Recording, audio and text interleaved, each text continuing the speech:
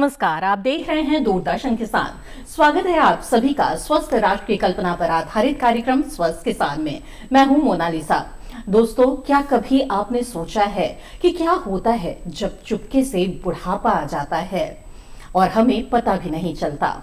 हालांकि बुढ़ापा आना तो तय है, ये भी सच है कि उम्र के इस पड़ाव में शरीर कमजोर हो जाता है, बोलने में परेशानी और चलने फिरने में दिक्कत के साथ ही और भी कई समस्याएं हो जाती हैं। हम इसे रोक तो नहीं सकते, लेकिन संभाल जरूर सकते हैं। आज का अंक इन्हीं खास विषयों पर आधारित है। आज हम समझेंगे कि आखिर क्या कारण है कि कोई व्यक्ति 60 साल में भी जवान दिखाई देता है तो कोई 40 साल में ही वृद्ध दिखने लगता है। साथ ही ये भी समझेंगे कि क्या सफेद बाल हो जाना या पाचन शक्ति का कमजोर पड़ जाना बुढ़ापा है या फिर ढलती हुई आयु बुढ़ापा है। बढ़ती उम्र की समस्याओं से रिलेटेड बहुत सारी बातें हैं जिसे हम सभी को जानना चाहिए। साथ ही ये भी जानना जरूरी है कि हेल्दी एजिंग के लिए आयुर्वेद विज्ञान क्या कहता है। ये सारी बातें आज हम अपने विशेषज्ञों से समझेंगे, जानेंगे। तो आज कार्यक्रम का हमारा विषय रहेगा हेल्दी एजिंग। बढ़ती और ढलती उम्र में कैसे रहें स्वस्थ और मस्त। अगर आपके परिवार में भी कोई वृद्ध और बुजुर्ग है, वो किसी समस्या से ग्रस्त हैं, उनके व्यवहार में कोई फर्क महसूस कर रहे हैं, तो बेझिझक पूछिए अपना सवाल और जानिए समस्या के कारण और समाधान। इसके लिए आप हमारे टोल फ्री नंबर पे कॉल कर सकते हैं। टोल फ्री नंबर है 1800-113060 और 1800-113061। ये फोन निःशुल्क है, यानी आपका कोई पैसा नहीं लगना है। बेझिझक आप कॉल कर सकते हैं। हमारे स्टूडियो में मौजूद हैं जरा चिकित्सा यानी कि वृद्धावस्था में होने वाले रोग के 2 विशेषज्ञ। आइए आपका परिचय कराते हैं। आप हैं डॉक्टर विजय कुमार, आप जेरियाट्रिक विशेषज्ञ हैं और दिल्ली के एम्स में जेरियाट्रिक विभाग में कंसल्टेंट प्रोफेसर रह चुके हैं। बहुत बहुत स्वागत है आपका। आपसे हम समझेंगे कि बढ़ती उम्र में कौन कौन से विकार ज्यादा परेशान करते हैं। इसके साथ ही हमारे साथ स्टूडियो में मौजूद हैं आयुर्वेदिक चिकित्सा के विशेषज्ञ डॉक्टर भगवान सहाय। आप भारत के प्रतिष्ठित संस्थान आयुर्वेदिक और यूनानी तिब्बिया कॉलेज और अस्पताल में एसोसिएट प्रोफेसर और प्रमुख हैं। आपका भी बहुत बहुत स्वागत। आपसे हम समझेंगे कि लंबी उम्र के दौरान रोगों की रोकथाम में आयुर्वेद की क्या भूमिका हो सकती है ताकि वृद्धावस्था को संभाला जा सके। तो कार्यक्रम में बातचीत की शुरुआत करें उससे पहले आइए देखते हैं एक विशेष रिपोर्ट और जानते हैं क्या होता है जब बढ़ती है उम्र।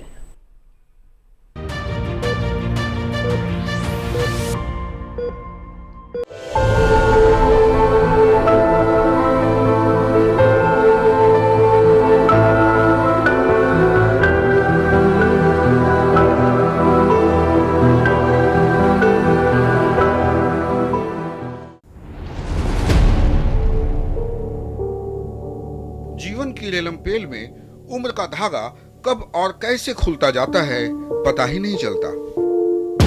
एक नवजात शिशु कब अपनी शैशव अवस्था छोड़कर युवावस्था में पहुंचता है पता ही नहीं चलता। और पता ही नहीं चलता कब हमारा ही चेहरा हमसे ही चुगली करने लगता है और आईना भी कुछ कुछ बताने लगता है। जी हाँ, उम्र का बढ़ना तो शाश्वत सत्य है, लेकिन कुछ लोग ऐसे भी हैं जो 40 और 50 की उम्र में ही सोचने लगते हैं कि उन्हें जो जीना था जी लिया, अब बची खुची जिंदगी किसी तरह कट ही जाएगी। बता दे कि यह अधूरा सच है। पूरा सच जानना चाहते हैं तो जरा दम भर रोकिए और झांक कर देखिए अपनी जीवन शैली को। कहीं आपके जोड़ों में दर्द, मोतियाबिंद, मधुमेह, हृदय और मस्तिष्क से संबंधित बीमारियां आपकी ही गलत जीवन शैली का हिस्सा तो नहीं है। गौरतलब है कि उम्र के हर पड़ाव पर जिंदगी करवटें बदलती रहती है, हमारे रूप रंग में भी बदलाव आता रहता है और इसके साथ ही शुरू हो जाता है बुढ़ापे का दौर। लेकिन आप चाहें तो बढ़ती उम्र को एक खूबसूरत एहसास बना सकते हैं। बता दें कि 50 के बाद हमारे शरीर के हार्मोन्स बदलने लगते हैं। शरीर की मेटाबॉलिक गतिविधि की धीमी पड़ते ही पाचन शक्ति कमजोर हो जाती है। इस अवस्था में हृदय की दीवारें मोटी होने लगती है, हार्ट रेट कम हो जाता है और फिर जरा सी बात पर दुखी हो जाना, चिड़चिड़ापन और भूलने की समस्या के बढ़ जाने पर डिमेंशिया जैसी समस्या भी हो सकती है। और फिर उम्र का वो पड़ाव भी आ ही जाता है जब कपाती हाथें ढूंढ नहीं पाती समय के इशारों को, मोटे शीशे भी नहीं पहचान पाते अक्षरों को, अखबार बिना खोले पड़ा रहता है, टीवी चलती रहती है और वो सो जाते हैं। बस यही तो है वृद्धावस्था। हालांकि यह शारीरिक परिवर्तनों की वजह से होने वाली एक प्राकृतिक प्रक्रिया है, इसे टाला तो नहीं जा सकता, लेकिन संभाला जरूर जा सकता है। और संभालने का बेहतर तरीका है वास्तविक आयु से कम दिखने के लिए खान पान पर ध्यान देना, बढ़ती उम्र में प्रोटीन युक्त भोजन लेना जो हमें दाल, टोंड दूध, अंडे से प्राप्त हो सकता है।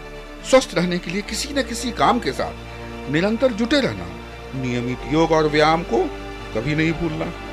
जी हाँ, एक बात और, यदि आपके चेहरे पर तनाव और उम्र के निशान दिखने लगे तो कृपया शर्माइए नहीं, जिंदा दिली और मस्ती के साथ जिंदगी के उजले पहलू को देखिए, पॉजिटिव सोच रखिए, यानी सकारात्मक विचार रखिए। एक शोध के अनुसार जो लोग अपनी उम्र के बढ़ने को सकारात्मक रूप में लेते हैं उनकी आयु 7.5 साल बढ़ जाती है। जी हाँ, लेकिन जो कहते हैं कि उनको सताता है बुढ़ापा, उनके जीने के अंदाज बदल जाते हैं, मिजाज बदल जाते हैं। और जो हंसते हुए बिताते हैं बुढ़ापा, मैं समझता हूँ कि उसी शख्स के चेहरे को सुहाता है बुढ़ापा।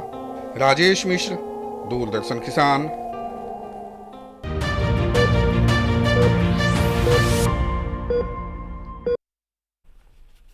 जी हाँ, सचमुच जो हंसते हुए बिताते हैं बुढ़ापा, उसी के चेहरे को सुहाता है बुढ़ापा। तो जागरूकता से लबरेज ये रिपोर्ट आपने देखी। आइए अब हेल्दी एजिंग के गुर भी जानते हैं हमारे विशेषज्ञ मेहमानों से। बातचीत की शुरुआत करेंगे डॉक्टर विजय आपसे।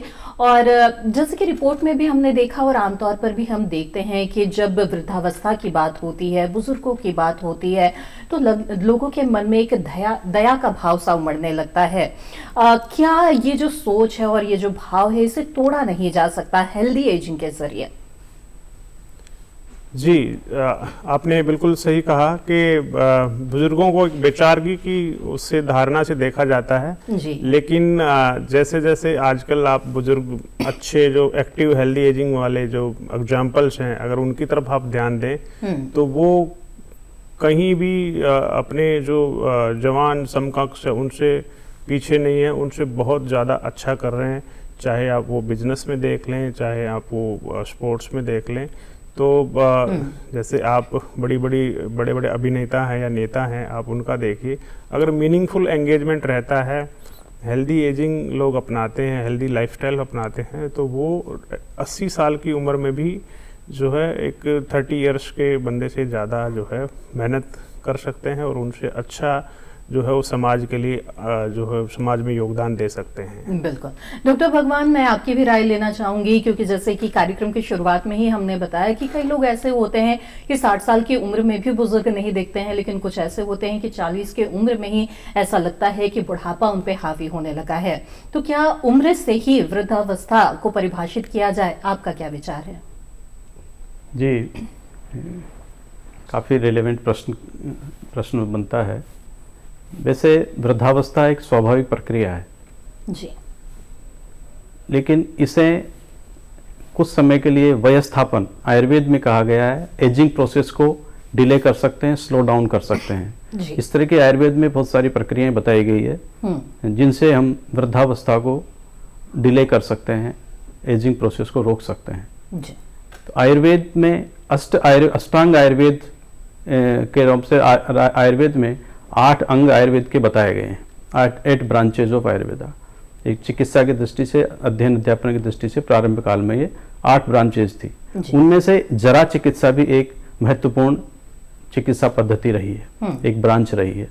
जरा चिकित्सा में वृद्धावस्था को कैसे डिले किया जाए, वयस्थापन कैसे किया जाए, इस पर विचार किया गया है जी। इसके लिए रसायन चिकित्सा का प्रावधान आचार्यों ने किया है। रसायन मीन्स यद जरा व्याधि विध्वंसी भेषजम तद रसायन, अर्थात जो जरा, बुढ़ापा और रोग इनको नष्ट करे वो रसायन चिकित्सा है। रसायन चिकित्सा के अंतर्गत हम जिन औषध द्रव्यों का या आहार द्रव्यों का प्रयोग करते हैं वो एंटीऑक्सीडेंट के रूप में काम करते हैं, जो रोगों को उत्पन्न करने वाले और एजिंग प्रोसेस को बढ़ाने वाले फ्री रेडिकल्स को शरीर से बाहर निकाल के हमें स्वास्थ्य और हेल्दी आयु प्रदान करते हैं। बिल्कुल, तो ऐसे कुछ गुर आपसे जानेंगे आज के इस कार्यक्रम में, लेकिन इस बीच हमारे कार्यक्रम के पहले कॉलर जुड़ गए हैं। आइए उनका सवाल ले लेते हैं। नंदस्वरूप मिश्रा जी बाराबंकी उत्तर प्रदेश से इस वक्त हमारे साथ फोन लाइन पर है। नंदस्वरूप जी, स्वागत है आपका, पूछिए अपना सवाल। हेलो हेलो जी, नंदस्वरूप जी आप अपना सवाल पूछ सकते हैं। मैं जानना ये चाहता हूँ, नंदस्वरूप जी आपकी आवाज बहुत ही धीमी आ रही है, हम सुन नहीं पा रहे हैं, कृपया आप थोड़ा तेज बोले। देख कर रोया तो ऐसी दशा में हमें कौन कौन से कार्य करने चाहिए, जैसे हमारे मुंह में बुढ़ापा में मुंह में दांत नहीं होते हैं, पेट में दांत नहीं होते हैं। नंदस्वरूप जी आपसे गुजारिश होगी कि थोड़ा तेज बोले, आपकी आवाज बहुत ही धीमी हमें मिल रही है, हम आपका सवाल नहीं समझ पा रहे हैं। कृपया एक बार फिर से अपना सवाल दोहरा दीजिए। टांग और मजबूत रहे हैं। नंदस्वरूप जी, जो भी आपने सवाल पूछा है, जहां तक हम समझ पाए हैं किस तरह का व्यायाम और लाइफस्टाइल रखना चाहिए, आप इस बारे में जानना चाहते हैं, तो आइए इसकी जानकारी लेते हैं। डॉक्टर विजय बताएं, आप हेल्दी लाइफस्टाइल के बारे में अभी बता रहे थे जी, कैसा होना चाहिए हेल्दी लाइफस्टाइल? जी, जैसे कि जो बुजुर्गों को होने वाली समस्याएं हैं, जैसे बीपी, शुगर और मोटापा, ये सब लाइफस्टाइल डिजीज हैं जिन्हें कि प्रिवेंट किया जा सकता है अच्छा लाइफस्टाइल रखने से। जी। लेकिन इसमें ज़रूरी है कि अगर आप 80 इयर्स में फिट रहना चाहते हैं तो आपको 18 ईयर्स से, मतलब 18 साल की उम्र से अपना लाइफस्टाइल जो है अच्छा रखना पड़ेगा। जी। तभी आप जाके इन बीमारियों से बच पाएंगे। जैसा डॉक्टर साहब ने बताया कि आप डिले कर सकते हैं अपने उसको, तो अपने शरीर को स्वस्थ तभी आप रख पाएंगे जब आप एक हेल्दी लाइफस्टाइल जो है 18 ईयर्स से अपना हेल्दी लाइफस्टाइल फॉलो करें। या आप जिस भी एज पे हैं अपना लाइफस्टाइल जो है, अपना मोटापा अवॉइड करें। जो साइलेंट डिजीजेज हैं जैसे हाइपरटेंशन है, शुगर है, इनके लिए अपनी जांच कराएं। अगर आपको ये पाई जाती हैं तो उनकी रोकथाम के लिए अपना इलाज टाइम से कराएं, क्योंकि ये साइलेंट डिजीजेज हैं, इनके बारे में आपके पता नहीं लगता और शरीर को धीरे धीरे खोखला कर देती हैं, और ऐसे लोगों में बुढ़ापा जो देखा गया है बहुत जल्दी आ जाता है। बिल्कुल। इसके साथ ही डॉक्टर विजय आपसे ये भी जानना चाहेंगे कि जेरियाट्रिक्स होने के नाते जो सबसे ज्यादा जेरियाट्रिक प्रॉब्लम्स आपके सामने आते हैं वो किस प्रकार के आते हैं? जी, सबसे ज़्यादा देखा गया है कि बुजुर्गों में जोड़ों की समस्या जो है एक बहुत गंभीर समस्या है। हाइपरटेंशन, डायबिटीज़ और जो सांस से संबंधित जो समस्याएं हैं, जैसे कि बहुत लोग जो बुरे व्यसन में होते हैं, स्मोकिंग वगैरह करते हैं, तो उनमें ये समस्या है। आजकल हार्ट डिजीजेज और जो कैंसर है वो भी बहुत बढ़ता जा रहा है, जो कि इन लोगों में देखा जाता है। और एक बहुत इम्पोर्टेंट चीज़ है कि जो भूलने की समस्या है, डिमेंशिया है या डिप्रेशन है, जिसके बारे में हमारे देश में अभी जागरूकता कम है, जिसकी वजह से ये बीमारियां पकड़ में भी नहीं आती है। हम सिर्फ ये सोच लेते हैं कि ये सठिया गए हैं या इस उम्र में तो भूलने की समस्या आम है, उसको नज़रअंदाज किया जाता है। वो भी एक बहुत बड़ी समस्या है। बिल्कुल, तो इन समस्याओं की जड़ क्या है और क्या इसका निदान है, इसके बारे में भी बातचीत करेंगे आगे। लेकिन इस बीच अगले कॉलर हमारे साथ जुड़ गए हैं। राजेंद्र जी राजस्थान से इस वक्त हमारे साथ फोन लाइन पर हैं। राजेंद्र जी, स्वागत है आपका, पूछिए अपना सवाल। हेलो राजेंद्र जी, क्या मेरी आवाज मिल रही है आपको? मेरे को लेफ्ट साइड दर्द हो रहा है, राइट साइड में। जी, आप कहाँ पे दर्द की शिकायत कर रहे हैं? आपकी आवाज में बहुत धीमी मिल रही है राजेंद्र जी। जी राजेंद्र जी, अपना सवाल दोहरा दीजिए कृपया। लेफ्ट साइड में एक गर्दन में। जी ठीक है। डॉक्टर विजय, इनका कहना है कि गले में दर्द की शिकायत है, तो ऐसे में क्या करें? लेफ्ट साइड में या गले में जो दर्द की समस्या है, उसमें एक बार देखना होता है कि अगर कोई गुटखा या तंबाकू की कोई इनकी हैबिट तो नहीं है, तो उसमें वहाँ पे कोई इन्हें गांठ या कोई ऐसी स्वेलिंग वगैरह तो फील नहीं हो रही है, और खाना निगलने में कोई समस्या तो नहीं है, या वहाँ पे थायराइड की भी समस्या जो है देखी जाती है, तो एक बार इनका जांच अपने नज़दीकी अस्पताल में गले के डॉक्टर से एक बार ये दिखाकर अपनी जांच करा सकते हैं, जिससे कि आगे इनका इलाज जो है सुचारू रूप से किया जा सके। बिल्कुल। डॉक्टर भगवान, आप भी कुछ सुझाव देना चाहेंगे? क्या वजह हो सकती है इस तरह की समस्याओं की?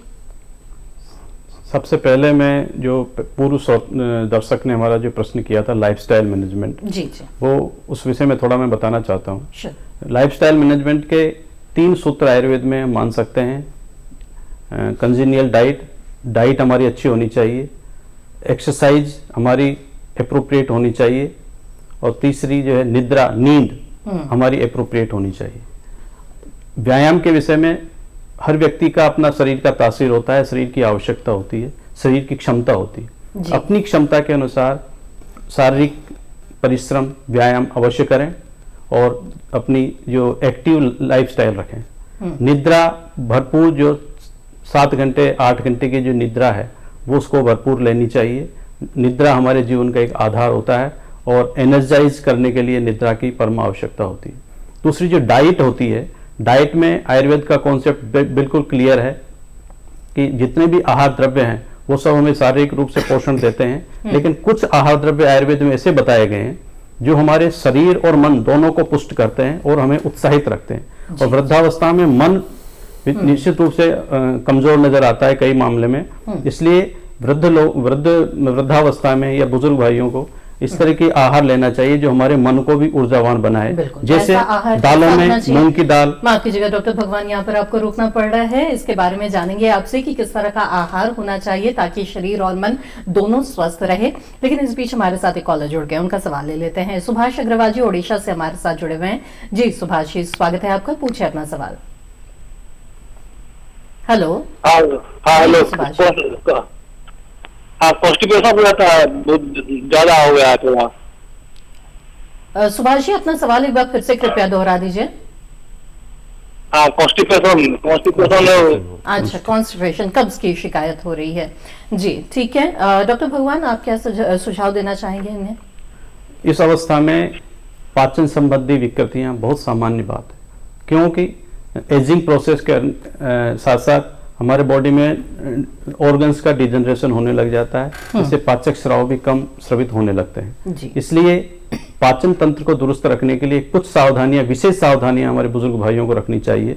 जैसे लघु और सुपाच्य आहार लें, समय पर भोजन करें, भूखे पेट ना रहें, भारी भोजन से बचें, रिच फाइबर डाइट लें।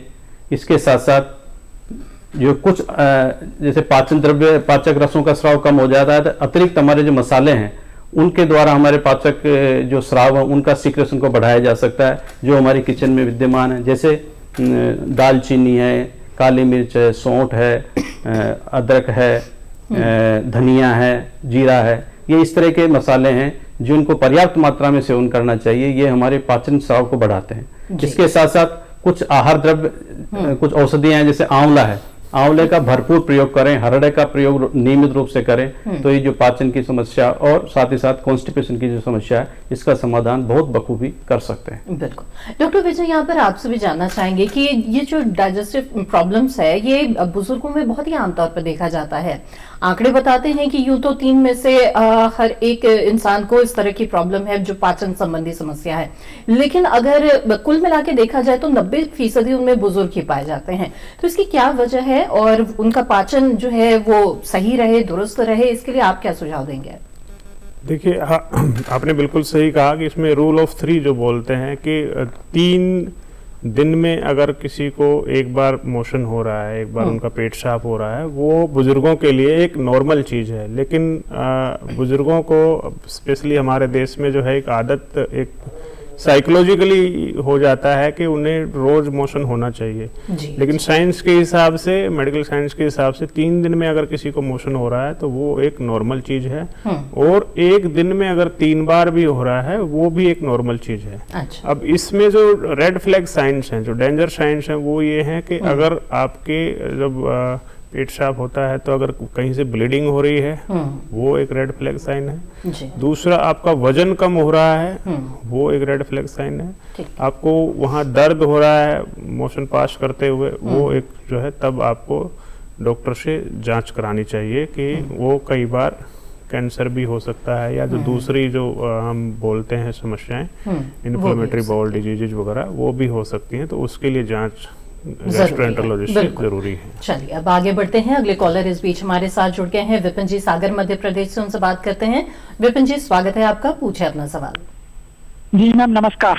जी नमस्कार विपिन जी, जरा तेज बोलेंगे कृपया, आपकी आवाज बहुत धीमी आ रही है। जी जी बताइए। मैम आवाज आ रही है? जी अपना सवाल पूछिए विपिन जी। जी मैम मेरे दो सवाल है। पहला सवाल मैम ये था कि कहा जाता है कि अगर यंग एज से ही अपना हेल्दी रूटीन रखेंगे तो बुढ़ापा बहुत ही अच्छा और सुलभ होता है, लेकिन जो लोग ऐसा नहीं कर पाते हैं तो किस एज से अपना रूटीन चेंज कर देना चाहिए या फिर कहाँ तक मतलब कब से हमें शुरू कर देना चाहिए? और दूसरा सवाल मैम मेरा ये था कि बुढ़ापे में अगर कोई भी बीमारी हो जाए या फिर कोई भी समस्या आती है किसी भी व्यक्ति को, तो एक मानसिकता रहती है कि ये तो बुढ़ापे में होता ही है सब, वहां से कैसे बाहर निकले? जी ठीक है, तो आइए आपके दोनों सवालों के जवाब देते हैं। डॉक्टर भगवान, पहले आपसे जानना चाहेंगे, जैसा उन्होंने कहा है कि अगर कोई हेल्दी रूटीन नहीं रख पा रहा है तो क्या करे? जी हेल्दी रूटीन वैसे रखना चाहिए, लेकिन अगर हेल्दी रूटीन नहीं रखते हैं तो भी कुछ रसायन द्रव्य आयुर्वेद में ऐसे वर्णन किए गए हैं, उनका सेवन तो नियमित रूप से किया जा सकता है। जैसे आंवला है, हरड़ा है, त्रिफला है, शंखपुष्पी है।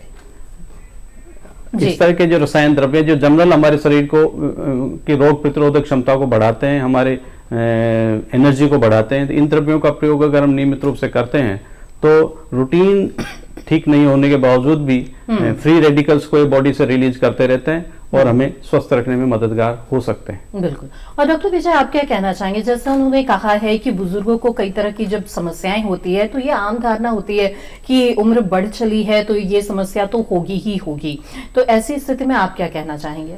यही धारणाएं हमें तोड़नी है, यही आपका और डीडी किसान का और हमारा मकसद है कि हम बुजुर्गों में जो ये समस्याएं जिन्हें नज़रअंदाज किया जाता है उसके बारे में इतनी जागरूकता फैलाएं कि लोगों को पता लगे कि ये एक नॉर्मल है, एजिंग प्रोसेस है और ये एक डिजीज है। जी। तो वहाँ वो जो डिफरेंस है उसको आपको पता करना है। उसके लिए आपका रूटीन हेल्थ चेकअप्स जो होते हैं, जैसा कि डॉक्टर भगवान ने बताया कि आपको अगर नॉर्मल रूटीन आप अच्छा नहीं रख पा रहे हैं तो फिर आपको अगर अपना रूटीन चेकअप वगैरह करते रहते हैं तो आपको एक मोटिवेशन मिलता है कि हाँ मेरी डायबिटीज़ बढ़ रही है, मेरा बीपी बढ़ रहा है या मेरा कोलेस्ट्रॉल बढ़ रहा है, तो आपको एक मोटिवेशन मिलता है कि नहीं मुझे अपने खाने पे कंट्रोल करना चाहिए, मुझे व्यायाम करना चाहिए, मुझे अपना वजन कम करना चाहिए। तो ये सब चीज़ें हैं जिन पे जो हमें अपने प्रिवेंटिव हेल्थ चेकअप्स वगैरह पे ध्यान देना चाहिए। साथ ही मैं एक बात और इसमें ऐड करना चाहता हूँ डॉक्टर साहब की बातों पे।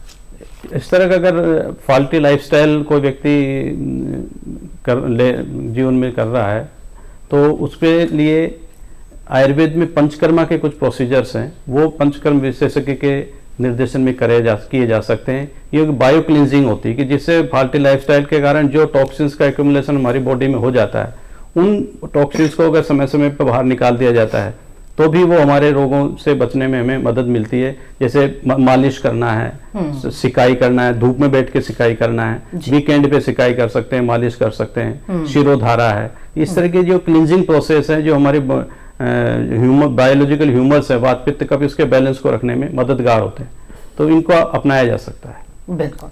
तो उम्मीद है विपिन जी आपके सवालों के जवाब मिल गए होंगे और बहुत ही अच्छे सवाल आपने पूछे हैं। मुझे उम्मीद है कि तमाम लोग इसके जवाब से जरूर जागरूक होंगे और वृद्धावस्था को हल्के में नहीं लेंगे बल्कि इसमें और जागरूकता के साथ हेल्दी एजिंग की ओर बढ़ेंगे।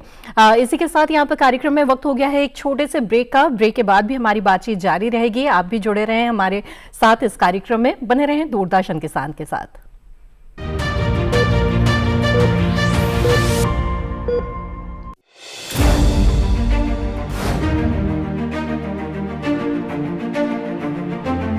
फसलों के भाव से लेकर उनकी आवक तक, पैदावार से लेकर बुआई के क्षेत्रफल तक, आयात से लेकर निर्यात तक, घरेलू से लेकर वैश्विक बाजार तक, मंडियों की सही और ताजा जानकारी पाएं। विशेषज्ञों की राय का लाभ उठाएं। देखिए मंडी खबर सोमवार से शनिवार शाम 5 बजे सिर्फ दूरदर्शन किसान पर।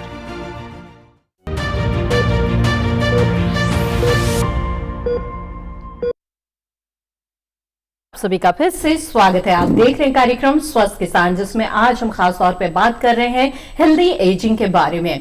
तो इस बारे में हमारी बातचीत जारी रहेगी। इस बीच हमारे साथ कार्यक्रम में अगले कॉलर जुड़ गए हैं। आइए सीधे उनसे बात करते हैं। सत्यनारायण जी जबलपुर मध्य प्रदेश से इस वक्त हमारे साथ फोन लाइन पर हैं। सत्यनारायण जी, स्वागत है आपका, पूछे अपना सवाल। हेलो हेलो जी सत्यनारायण जी, आप अपना सवाल पूछ सकते हैं। जी बताएं। करती है, एक साल हो गया है। एक बार फिर से अपना सवाल दोहरा दीजिए। जी मेरा ये पहली तरह करती है, ये घुटने के नीचे जो नीचे वाला पिंडली है। अच्छा, पिंडलियों में दर्द है एक पिछले 1 साल से? जी आपकी पिंडलियों में पिछले 1 साल से दर्द है, ये आप कहना चाह रहे हैं? चलिए डॉक्टर विजय, क्या वजह हो सकती है और ऐसे में क्या करें? जी, जो बुजुर्गों में पिंडलियों में दर्द, मांसपेशियों में दर्द जो है ये बहुत देखा जाता है, और इसमें एक विटामिन डी की समस्या हमारे देश में जो है बहुत देखी जा रही है कि विटामिन डी की कमी हमारे बुजुर्गों में पाई जाती है। तो उसके लिए विटामिन डी सप्लीमेंटेशन प्लस जो कैल्शियम है उसका सप्लीमेंटेशन बहुत ज़रूरी है। और जो एक धारणा है कि बुजुर्गों को प्रोटीन की ज़रूरत नहीं होती है, तो वो भी हमें ध्यान रखना है कि बुजुर्गों को भी उतने ही प्रोटीन की ज़रूरत होती है जितने की, बल्कि उन्हें ज़्यादा ज़रूरत होती है, क्योंकि उनका अब्जॉर्प्शन कम होता है। तो जो आप अगर वेजिटेरियन हैं तो वेजिटेरियन जो सोर्सेज हैं उससे प्रोटीन ले सकते हैं, नहीं तो आप अगर नॉन वेज लेते हैं तो नॉन वेज सोर्सेज से आप ले सकते हैं। तो ये बहुत ज़रूरी है कि आपकी बॉडी जो एक संतुलित आहार लें, उसमें प्रोटीन का भी मात्रा का ध्यान रखा जाए। जी बिल्कुल। तो उम्मीद है सत्यनारायण जी आपके सवाल का जवाब मिल गया होगा। आइए आगे बढ़ते हैं। और हमारे बहुत से दर्शक हैं जो ईमेल के जरिए भी अपना सवाल भेजते हैं, तो आइए ऐसे कुछ सवालों को भी कार्यक्रम में शामिल करते हैं। सवाल भेजा है रंजना कुमारी जी ने लखनऊ से, और इनका कहना है कि उनकी उम्र 57 साल है और रातों में सोते समय कभी कभी सीने में दर्द की समस्या होती है और बीपी भी है। और इन्होंने ये भी बताया है साथ में कि टेल्माकाइन एच वो लेती हैं, लेकिन ये जानना चाहती है क्या आयुर्वेद में कोई दवाई है? तो डॉक्टर भगवान बताएं। जी, इस तरह की स्वास्थ्य समस्याएं बुजुर्गों में बहुत सामान्य है। हाइपरटेंशन रहना, उच्च रक्तचाप और चेस्ट में दर्द वगैरह होना, सीने में दर्द, इस तरह की खांसी जुकाम पुराना क्रॉनिक ये होना सब सामान्य एक उसका हिस्सा है जी। तो ऐसी स्थिति में कुछ रसायन जो एलोपैथिक मेडिसिन आप ले रहे हैं उनको कंटिन्यू रखिए। इसके साथ साथ कुछ रसायन द्रव्य ऐसे हैं जो हमारे श्वसन तंत्र को बहुत मजबूत बनाते हैं, जिसमें आंवला, हरड़ ये इम्पोर्टेंट हो जाती है। तो जिसमें आप इसके साथ वासा का भी जो जितने प्रिपरेशंस आते हैं उनको आप मार्केट से यूज कर सकते हैं। च्यवनप्राश यूज कर सकते हैं, ब्रह्मरसायन यूज कर सकते हैं।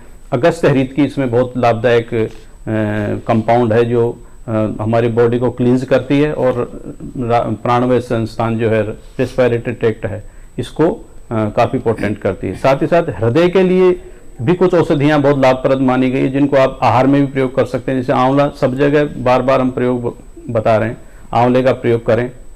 साथ ही अर्जुन का प्रयोग आप अर्जुनारिष्ट के रूप में या अर्जुन छाल चूर्ण के रूप में, या अर्जुन छाल को आधा चम्मच अर्जुन छाल को आप 1 कप दूध 1 कप गर्म पानी में मिला के उसको उबालें अच्छी तरह से, और उबाल के जब 1 कप दूध रह जाए तब छान के उसका प्रयोग चाय की तरह से कर सकते हैं। तो ये आपको हृदय को भी मजबूती देगा और इसके साथ साथ जो आपके प्राणवायु स्रोत या रेस्पिरेटरी ट्रैक्ट है उसको भी मजबूती प्रदान करता है। बिल्कुल। आइए आगे बढ़ते हैं और अगले कॉलर का रुख करते हैं। सुरेंद्र जी सिरसा हरियाणा से हमारे साथ फोन लाइन पर जुड़ गए हैं। सुरेंद्र जी स्वागत है। जी बताएं।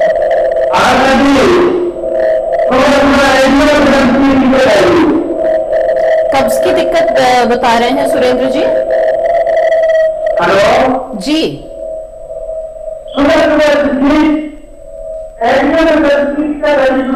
सुबह जी पैरों में डॉक्टर विजय। जी सुबह सुबह जो पैरों में दर्द देखा जाता है, जो एडियो में बता रहे हैं कि ये एडियो में दर्द होता है सुबह सुबह, जो बहुत लोगों को हमने देखा है कि वो जब सुबह सुबह उठ के जब पैर अपना जमीन पे रखते हैं तो उनकी एडियो में बहुत तेज दर्द होता है, जो उनके तलवे होते हैं पैरों के। तो उसमें देखा गया है, जब उनका एक्सरे किया जाता है तो उसमें एक जो हमारी नीचे वाली हील जो बोलते हैं कैल्केनियन स्पर, उसमें हो जाता है, नुकीली हो जाती है। एक तो वो देखने की ज़रूरत है, दूसरा उसमें गठिया बाव के कोई लक्षण तो नहीं है, उसमें रूमेटॉइड आर्थराइटिस और दूसरे फैक्टर्स की जांच करने की ज़रूरत है।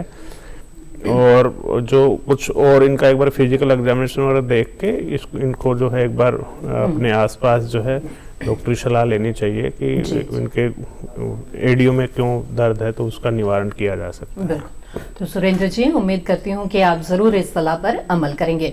डॉक्टर भगवान, यहाँ पर आपसे मैं जानना चाहूंगी कि जैसे कि डॉक्टर विजय ने कार्यक्रम की शुरुआत में भी बताया था कि बुजुर्गों में जोड़ों के दर्द की जो समस्याएं हैं वो बहुत आमतौर पर देखी जाती है, तो ऐसे में आयुर्वेद के अनुसार क्या आप उन्हें क्या सुझाव देना चाहेंगे कि उन्हें क्या करना चाहिए, और पहले से ही वो ऐसे क्या उपाय कर सकते हैं कि इस तरह की समस्या बढ़ती उम्र में ना हो?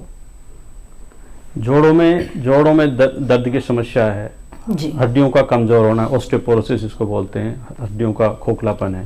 ये सब वृद्धावस्था में डिजनरेशन के कारण होने वाली सामान्य बीमारियां हैं, जिनको निश्चित रूप से हर बुजुर्ग को फेस करना होता है। जी। तो वृद्धावस्था की, सुखद वृद्धावस्था की जो आधारशिला है वो बचपन में ही डाली जाती है। तो सही खान पान, सही जीवन शैली रखें, रसायन द्रव्यों का प्रयोग नियमित रूप से करें। जैसे जिनमें आंवला बार बार आ रहा है, इनका एक आंवले का प्रयोग नियमित रूप से अगर हम करते हैं तो हमारी जो है धातुओं का पोषण होता रहता है, और धातु के कुपोषण के कारण होने वाली इस तरह के जॉइंट पेन नहीं होते हैं। अगर जॉइंट पेन हो भी रहा है तो ऐसी स्थिति में आयुर्वेद में बहुत सारे तेल, ऑयल आते हैं, मेडिकेटेड ऑयल, जैसे महानारायण तेल है, लघुविष गर्भ तेल है, उनकी मालिश करनी चाहिए। साथ ही साथ जो है कुछ इस तरह के द्रव्य होते हैं, गुग्गुल है, जो एंटी इन्फ्लामेटरी इफेक्ट होते हैं, जो इन्फ्लामेशन के कारण इस तरह का होता है। तो महायुवराज गुग्गुल है, पंचामृत लोह गुग्गुल है, शिग्रु गुग्गुल है, इस तरह की औषधियाँ मार्केट में अवेलेबल होती है। वहाँ किसी चिकित्सक के परामर्श से औषधियों का प्रयोग भी किया जा सकता है। साथ ही साथ एक पाउडर में बता रहा हूँ, उसका प्रयोग कोई भी घर में एक घरेलू चिकित्सा के रूप में कर सकते हैं। जैसे त्रिफला है, सौंठ है, और उसमें दाना मेथी है, इसको सबको सम मात्रा में मिलाकर 1 चम्मच सुबह शाम अगर गर्म पानी से लिया जाए तो जितने भी जो अस्थि संबंधी विकार हैं, जोड़ों संबंधी विकार है, उनको बहुत कुछ कवर किया जा सकता है। जी बिल्कुल। आइए अब आगे बढ़ते हैं, अगले कॉलर का रुख करते हैं। अमिताभ जी इस वक्त हमारे साथ फोन लाइन पे जुड़े हुए हैं, वैशाली बिहार से। अमिताभ जी, स्वागत है आपका, पूछे अपना सवाल। हेलो अमिताभ जी, मेरी आवाज जी बताइए। मैं भी दिनचर्या जानना चाहता हूँ, एक लाइफ में स्वस्थ लाइफ किस तरह की दिनचर्या कैसे होना चाहिए? जी, स्वस्थ जीवन के लिए कैसा लाइफस्टाइल होना चाहिए? हाँ, कैसे? ठीक है, बिल्कुल, आज इसी विषय पर हम विस्तार से चर्चा कर रहे हैं। तो डॉक्टर भगवान, कुछ और बातें अगर आप बताना चाहें। जैसे हम लोग पहले चर्चा कर चुके हैं जी कि स्वस्थ जीवन शैली के लिए व्यायाम आवश्यक है। भोजन पे, डाइट पे बात चल रही थी कि डाइट में कुछ चीज़ें ऐसी आप हमें शामिल करनी चाहिए जिनका नियमित हम सेवन करें तो हमारे धातुओं का पोषण समुचित रूप से होता रहता है। जैसे फलों में अनार, आंवला, हरड़ है, जी जी 3 फलों का सेवन नियमित रूप से किसी न किसी रूप में करना चाहिए। ड्राई फ्रूट्स में मुनक्के का प्रयोग किसी न किसी रूप में, जिनको डायबिटीज नहीं है उन लोगों को 10 मुनक्के 15 मुनक्के रोज नियमित रूप से लेने चाहिए। जी जी। शहद का प्रयोग नियमित रूप से 1 चम्मच आधा चम्मच के रूप में करना चाहिए। इसके साथ ही साथ दूध और घी, ये नियमित रूप से हमें प्रयोग करना चाहिए। ये हमारी हितकर डाइट आयुर्वेद में कही गई है कि जो हमारे पूर्ण पोषण प्रदान करती है और साथ ही हमारे बॉडी को डिटॉक्स करती रहती है। जी। इसके साथ साथ प्राणायाम है, ध्यान है, इनका प्रयोग भी करना चाहिए प्रयोग। बिल्कुल। आइए अब आगे बढ़ते हैं, बातचीत को आगे बढ़ाते हुए डॉक्टर विजय आपसे जानना चाहूंगी कि ये जो जोड़ों के दर्द की समस्याएं होती हैं अक्सर, और ऐसी स्थिति में कई बार फिजियोथेरेपिस्ट के पास जाने की सलाह दी जाती है।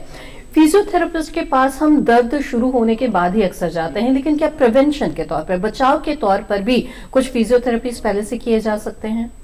जी, ये बहुत देखा गया है कि बुजुर्गों में जो उनके जोड़ घिस जाने की जो होती है, एक उनका गलत तरीके से बैठना उठना है, वो भी उसमें एक शामिल है।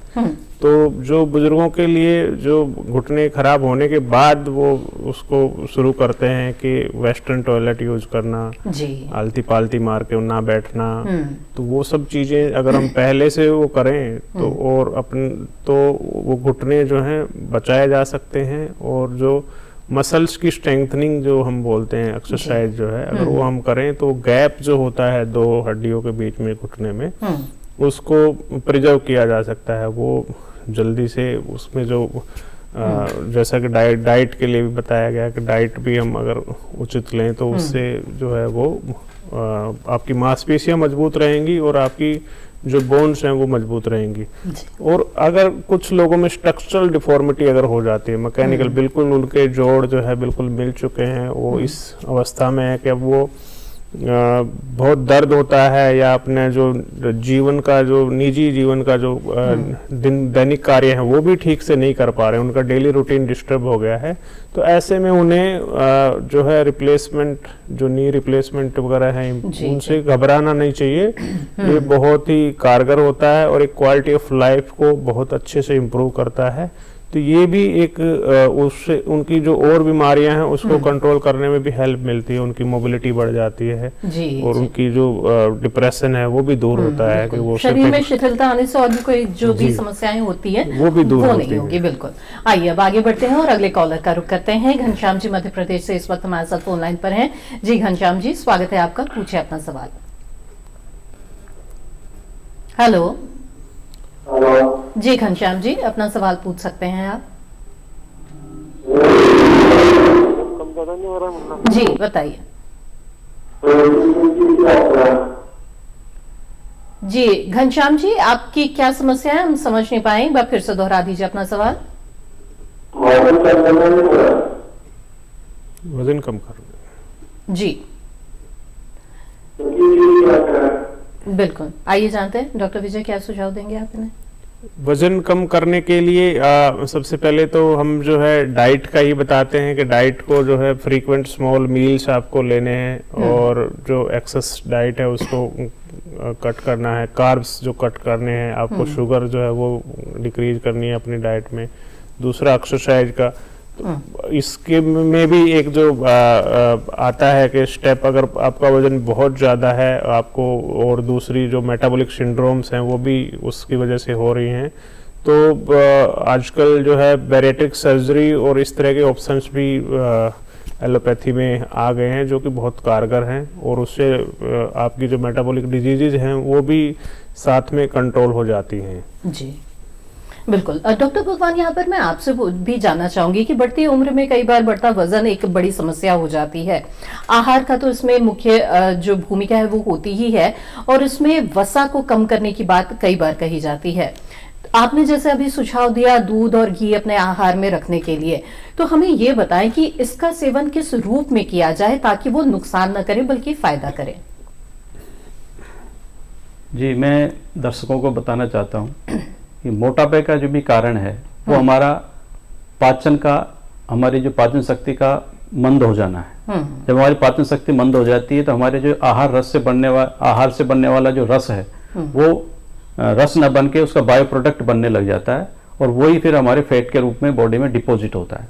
तो हमें सभी तरह से प्रयास करना चाहिए कि हमारी पाचन शक्ति दुरुस्त रहे, उसके लिए फिजिकल एक्टिविटी अच्छी रहे, उसके साथ हमारा आहार विहार लघु और सुपाच्य होना चाहिए।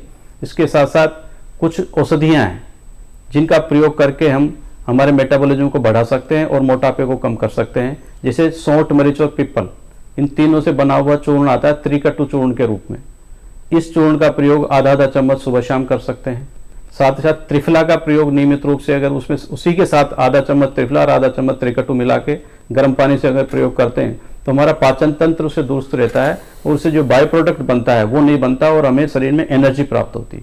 तो इस तरह से हम मोटापे का एक परिहार कर सकते हैं। साथ ही साथ अगर ऐसे समय पे जब हमारे मेटाबॉलिज्म हमने अच्छा कर लिया, दुरुस्त कर लिया, तो जो हम दूध और जो घी ले रहे हैं वो हमारी एनर्जी में कन्वर्ट होगा और हमारे धातुओं को पुष्टि करेगा और हमारी ओज को बढ़ाएगा, जो कि हमारी रोग प्रतिरोधक क्षमता को बढ़ाता है।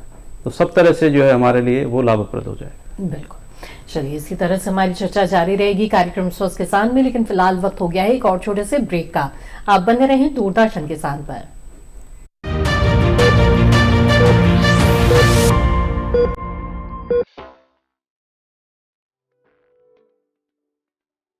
किसी फसल के बारे में, किसी तकनीक के बारे में,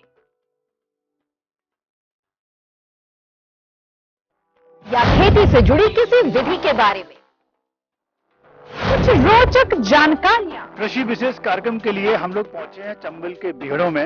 ये मुरैना जिले का एक क्षेत्र है जहां पर गुग्गल और सतावर की खेती होती है। कारोबार के किस्से, कुछ कामयाबी की दास्तानें। देखिए कृषि विशेष में बुधवार और शनिवार शाम 7 बजे और प्रतिदिन सुबह 7 बजे सिर्फ दूरदर्शन किसान पर। कृषि विशेष बुधवार और शनिवार शाम 7 बजे और पुनः प्रसारण प्रतिदिन सुबह 7 बजे सिर्फ दूरदर्शन किसान चैनल पर।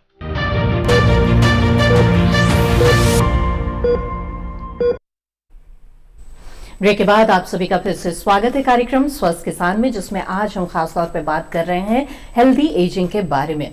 तो आइए हेल्दी एजिंग कैसे प्राप्त किया जा सकता है, इसके लिए कुछ और यहाँ पे नुस्खे लेते हैं। डॉक्टर विजय, आपसे जानना चाहेंगे कि इन दिनों लोगों की जो जीवन शैली हो गई है उसमें बहुत ज्यादा भाग दौड़ तनाव बढ़ चला है, और हम देखते हैं कि हाइपरटेंशन की समस्याएं बहुत ज्यादा होने लग गई है और हाई ब्लड प्रेशर की भी समस्याएं ज्यादा होने लग गई है। तो ऐसी स्थिति में जिसका असर फिर आगे चल के हृदय पर भी पड़ता है, तो ऐसे में आप क्या सुझाव देना चाहेंगे? जी, जैसे कि आप ने बात की कि हृदय रोग जो है हाइपरटेंशन, डायबिटीज और मोटापे की वजह से जो है बहुत बढ़ रहे हैं जी। और इसमें ज़रूरी है कि जो अगर आपको पता लग गया है कि आपका बीपी जो है बढ़ता है तो उसकी नियमित रूप से दवाई ली जाए। उसको व्यायाम से, आप मेडिटेशन से जैसे भी कंट्रोल कर रहे हैं, लेकिन उसको इग्नोर ना करें कि डिनायल फेज में रहते हैं लोग। मैं रोज ओपीडी में लोग देखता हूं कि उनको पता लग गया है, उनका जब मैं देखता हूँ बीपी ज्यादा, मैं पूछता हूँ जी कब से है, कह रहे हैं सर 3 साल पहले से है, लेकिन मैं दवाई नहीं लेता। मुझे डॉक्टर साहब ने बताया था, लेकिन मैं जो है कभी कभार चेक कराता हूँ, हाई आता है, लेकिन मैं इसकी कोई दवाई नहीं लेता। ऐसे मरीजों को फिर हम बाद में आईसीयू में देखते हैं, उनकी ब्रेन की नस फट जाती है या कभी हार्ट अटैक होता है तो, या किडनी खराब होती है। तो जो कॉम्प्लिकेशंस हैं जो कि बिल्कुल आराम से प्रिवेंटेबल हैं अगर वो उसको जो है कंट्रोल में रखें तो। ऐसे ही शुगर का भी है, लोग बहुत दिनों तक डिनायल में रहते हैं। हमारे देश में ये भी देखा गया कि प्रॉपर काउंसलिंग नहीं हो पाती मरीज की, कि उसको अच्छे से जब भी कोई दवाई शुरू की जाए उसे समझाया जाए।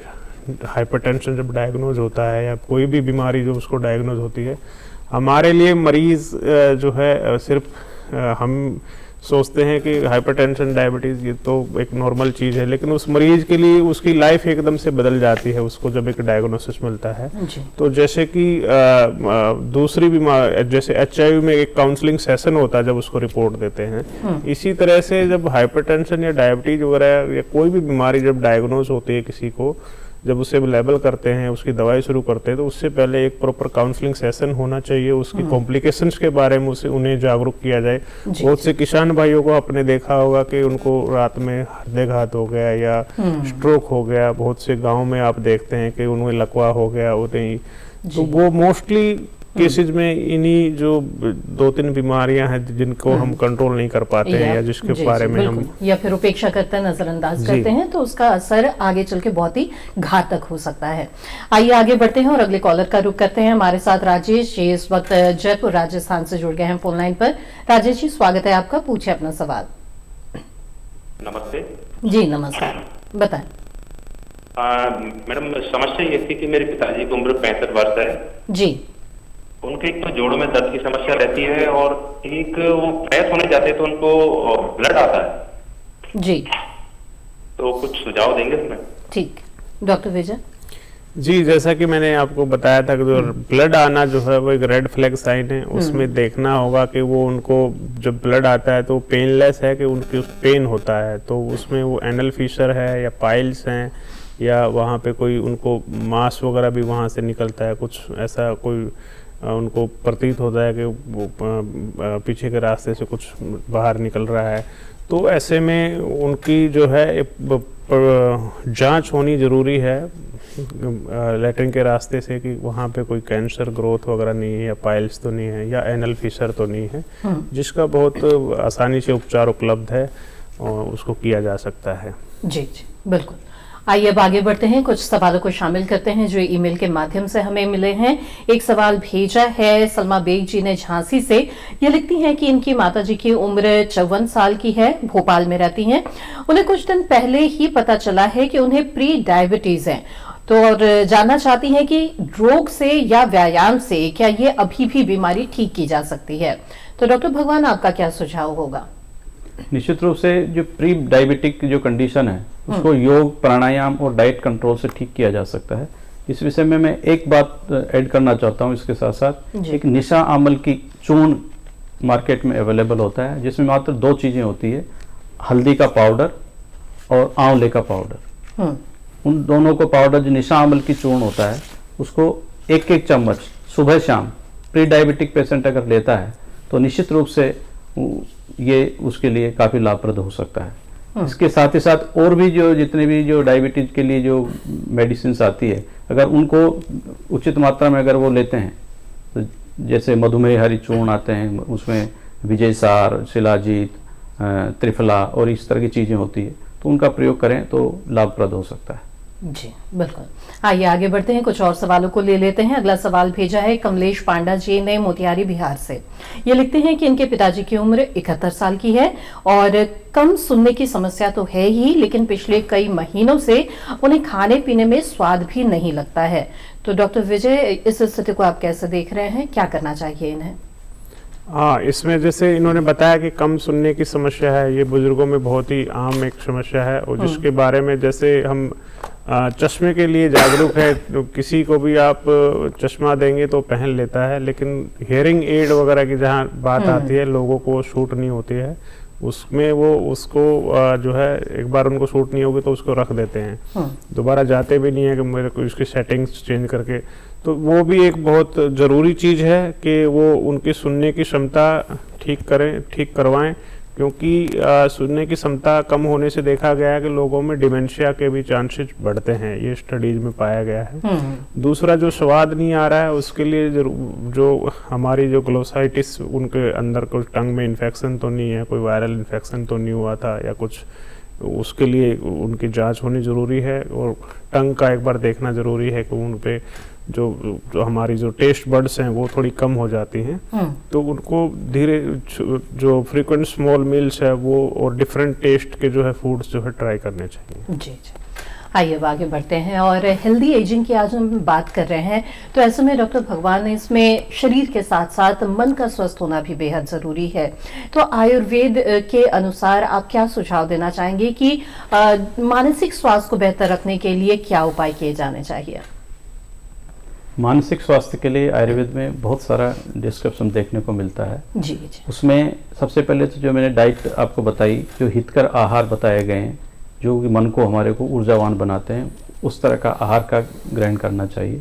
उसके साथ ही साथ मेध द्रव्य आयुर्वेद में बताया, जो मेधा हमारे बुद्धि को बढ़ाते हैं। तो ऐसा स्टडीज में देखा गया है कि हमारे मस्तिष्क की जो सेल्स हैं वो 30 सेल्स प्रति मिनट डिस्ट्रॉय होती है, तो उनको रीजनरेशन का प्रोसेस अगर हम कुछ देखें तो आयुर्वेद में मेध्य द्रव्य जितने भी हैं, जैसे शंखपुष्पी है, जटामासी है, मुलेठी है, गिलोय है, इस तरह के जो है आंवला है, अश्वगंधा है, ये इस तरह के मेध्य द्रव्य हैं, रसायन द्रव्य हैं, जो हमारी ब्रेन में जो ऑक्सीजन सेचुरेशन को बढ़ाते हैं और हमें मेधा शक्ति से संपन्न करते हैं, हमारी मेमोरी को इनहेंस करते हैं। तो इस तरह की चीजों का प्रयोग अगर हम करते हैं तो हमारा मन और स्मृति, बुद्धि दोनों ही ठीक रहती है। तो इन चीजों का नियमित प्रयोग हमें करना चाहिए। बिल्कुल। आइए अब आगे बढ़ते हैं और अगले कॉलर का रुख करते हैं। हमारे साथ जुड़ गए हैं फोन लाइन पर श्री ओम जी, जो कि रामपुर उत्तर प्रदेश से ताल्लुक रखते हैं। ओम जी, स्वागत है आपका, पूछिए अपना सवाल। हेलो। हेलो जी ओम जी, आप अपना सवाल पूछ सकते हैं। टीवी की आवाज बंद रखिएगा कृपया। नमस्कार जी मैडम जी। जी नमस्कार, बताएं। मैडम जी मेरे पैरों में बड़ी दिक्कत है, चौकड़ी मार के नहीं बैठा आता मेरे पे जी। अच्छा, क्या उम्र होगी ओम जी आपकी? उम्र जी 45-46 साल है मैडम जी।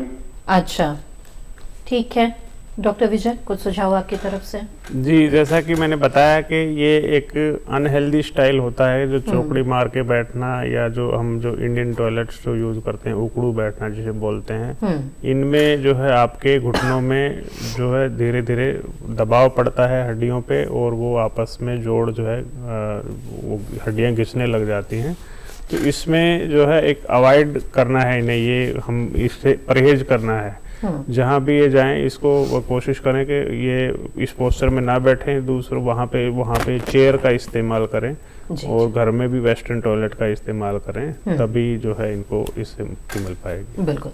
डॉक्टर भगवान, कुछ सुझाव आप भी देना चाहेंगे? हाँ, निश्चित रूप से जैसे ये समस्या बता रहे हैं, इनको मसल्स में स्टिफनेस के कारण भी कई बार इस तरह के बैठने में असुविधा होने लग जाती है। तो ऐसी स्थिति में से धूप में बैठकर हल्का सा तेल को गर्म करके, महानारायण तेल है, लघु विषगर्भ तेल है, इन तेल को गर्म करके अगर हम मसाज करते हैं और 1 घंटे धूप में हमारी बॉडी को एक्सपोज करते हैं, तो इससे भी ये समस्या का बहुत कुछ थोड़ा समाधान हो सकता है। बाकी का जैसा सर ने बताया उसको निश्चित रूप से फॉलो करना चाहिए। बिल्कुल। आइए अब आगे बढ़ते हैं और ईमेल से भेजा हुआ एक और सवाल हमारे दर्शक का ले लेते हैं। सवाल भेजा है भोपाल से सुरेंद्र सिंह राठौर जी ने। इन्होंने लिखा है कि खाली पेट गैस की दवा लेते हैं, फिर भी गैस दिल की तरफ अटैक करती है, उपचार बताएं। तो ये समस्या जो है आमतौर पर देखी जाती है, गैस की समस्याएं काफी हो जाती है। तो डॉक्टर भगवान, आपका क्या सुझाव रहेगा ऐसे में? इस तरह की समस्याएं गरिष्ठ भोजन करने से और देर रात को भोजन करने से ज्यादा देखने को मिलती है। जी। तो रात्रि का भोजन 7 बजे तक कर लें, और जो भी भोजन करें वो रिच फाइबर डाइट होनी चाहिए और सुपाच्य आहार होना चाहिए। इसके साथ साथ अगर इसके बाद भी अगर ये चीजें परसिस्ट कर रही है तो कुछ आयुर्वेदिक औषधियां हैं, जिससे लौंग का प्रयोग करें। आप 1 लौंग या 2 लौंग लें, उसको 1 कप पानी में पाउडर करके उबाल लें, उबलते उबलते आधा कप रह जाए तब उसको छान कर या बिना छाने भी उसका प्रयोग गरम गरम पानी का करना चाहिए, जो बेस्ट एंटासिड का काम करता है और हमें इन सब तरह की चीजों से निजात दे सकता है। इसके साथ साथ हींग का प्रयोग भोजन में बढ़ाया जा सकता है, अजवाइन का प्रयोग भोजन में बढ़ाया जा सकता है, जो कि इसमें हेल्पफुल हो सकते हैं। लहसुन का प्रयोग इसमें आप बढ़ा सकते हैं। जी जी, बिल्कुल। डॉक्टर विजय, आपसे जानना चाहेंगे, जैसे कि मेंटल हेल्थ के बारे में हम बात कर रहे थे, और जब भी उम्र बढ़ती है लोग भूलने लग जाते हैं, तो उसको बहुत ही आमतौर पर लिया जाता है कि हाँ, उम्र बढ़ने के साथ साथ तो भूलते ही हैं। लेकिन ये समस्या कब गंभीर बन सकती है, कब सचेत हो जाना चाहिए मेंटल हेल्थ को लेकर, और क्या कहना चाहेंगे आप? जी, आज पूरे विश्व में ही मेंटल हेल्थ पे बात हो रही है, और ये बहुत ही गंभीर विषय बनता जा रहा है। सबसे ज़्यादा लोग जो है परेशान आज के दिन मेंटल हेल्थ से हैं, कि सब कुछ होते हुए भी जो है अगर आपकी मेंटल हेल्थ ठीक नहीं है तो फिर सब कुछ बेकार हो जाता है। तो बुजुर्गों में बहुत लोग सोचते थे कि बुजुर्गों में किस बात का डिप्रेशन है, अब उन्होंने तो अपना जीवन जी लिया है, या उनके तो बच्चे सब सेट हैं। तो एक अकेलापन जो है एक बहुत बड़ी समस्या बनकर उभर रहा है बुजुर्गों में, क्योंकि जिनके बच्चे तरक्की कर गए हैं, जिन्होंने अपने बच्चों को अच्छी एजुकेशन दी है या अच्छा उन्होंने सेटल कर लिया है, अब वो बच्चे जो हैं अपने जो एक माइग्रेशन की आप समस्या उसे कह सकते हैं, कि छोटे शहर गाँव से वो शहरों में चले गए हैं, या छोटे शहरों से बड़े शहरों में चले गए हैं, बड़े शहरों से वो विदेशों में चले गए हैं। तो ये समस्या जो है हर लेवल पे है। गाँव में भी बुजुर्ग अकेले हैं, और दिल्ली के बड़े बड़े पॉश इलाकों में भी बुजुर्ग अकेले हैं। तो उनमें जो है ये एक अकेलेपन की समस्या बहुत ही गंभीर बन गई है, जिससे कि मेंटल हेल्थ बुजुर्गों की काफ़ी डिस्टर्ब हो रही है। तो इसमें एक डिमेंशिया वाली जो बीमारी जिसके बारे में बता रहा था कि जागरूकता की कमी है, अगर आपको लगे कि बुजुर्गों में जो है उनको बार बार वो एक चीज़ को रिपीट कर रहे हैं, उनके स्वभाव में बदलाव है, वो चिड़चिड़े हो रहे हैं, वो बात कम कर रहे हैं या बात बहुत ज़्यादा कर रहे हैं या गाली गलौज कर रहे हैं, इस तरह की सिचुएशन जब आती है तो ठीक, यानी कि व्यवहार में अगर इस तरह की तब्दीली देख रहे हैं तो सचेत हो जाने का ये समय है। डॉक्टर विजय कुमार और डॉक्टर भगवान सहाय, आप दोनों ने बहुत अच्छी जानकारी हमें कार्यक्रम में दी। बहुत बहुत धन्यवाद आप दोनों का। थैंक यू, बहुत बहुत धन्यवाद। और हमें उम्मीद है कि आप विशेषज्ञों द्वारा दी गई इन जानकारियों से जरूर लाभान्वित हुए होंगे और बढ़ती उम्र को लेकर आप भी सचेत रहेंगे। बहरहाल इस बीच हमारे दर्शकों के पिछले सप्ताह भी बहुत सारे मेल आए हैं सवालों के। पिछले सप्ताह के कुछ मेल यहाँ पर पढ़ देती हूँ। कोलकाता से रविंद्र मजूमदार जी ने पूछा है कि उनकी मां को लंबे समय से माइग्रेन की समस्या है। तो वहीं लखनऊ से सुषमा गुप्ता जी ने लिखा है कि उनकी समस्या ये है कि उन्हें कई बार अचानक सीने में दर्द जैसा महसूस होता है। हम बहुत जल्द आपकी इन समस्याओं को विशेषज्ञों के सामने रखेंगे, जिसकी सूचना आपको कार्यक्रम से 2 दिन पहले टीवी के माध्यम से मिल जाएगी। इस बीच आप भी अपने स्वास्थ्य से जुड़ी समस्याओं के बारे में हमें मेल भेज सकते हैं। नोट कर ले हमारा ईमेल आईडी swasthkisanlive@gmail.com। इसी के साथ आज के लिए स्वस्थ किसान कार्यक्रम में बस इतना ही। अब अगले सप्ताह होगी मुलाकात। तब तक स्वस्थ रहें, मंगल रहें और देखते रहें दूरदर्शन के साथ। नमस्कार।